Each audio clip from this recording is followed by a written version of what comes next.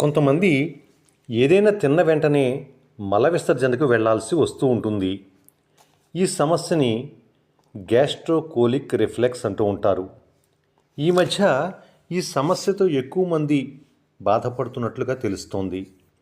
ఆఖరికి హోటళ్లలో కూడా టాయిలెట్స్ ఏర్పాటు చేయటం మనం గమనిస్తూ ఉన్నాం.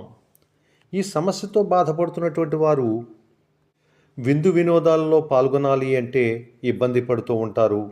అలాగే ప్రయాణంలో అయితే మరీ ఇబ్బంది పడుతూ ఉంటారు. ఈ సందేహం వల్ల ఒక్కోసారి తినటం కూడా మానేస్తూ ఉంటారు. మనం తిన్న ఆహారం కడుపులోకి చేరుకున్నాక నాడులు పెద్ద పేగు కండరాలకి సంకేతాలు పంపుతాయి. ఈ సంకేతాలు పెద్ద పేగును సంకోచించేలా చేసే అవకాశం ఉంది. అప్పుడు అక్కడ ఉన్నటువంటి మలాన్ని పురీషనాళం వద్దకు తరలిస్తూ ఉంటుంది. ఈ చర్య మల విసర్జన చెయ్యాలి అనేటువంటి కోరికను కలగజేస్తూ ఉంటుంది.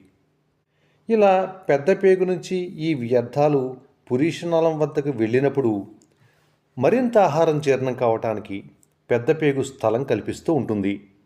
దీనినే తిన్న తర్వాత పేగు కదలికలు అంటూ ఉంటారు.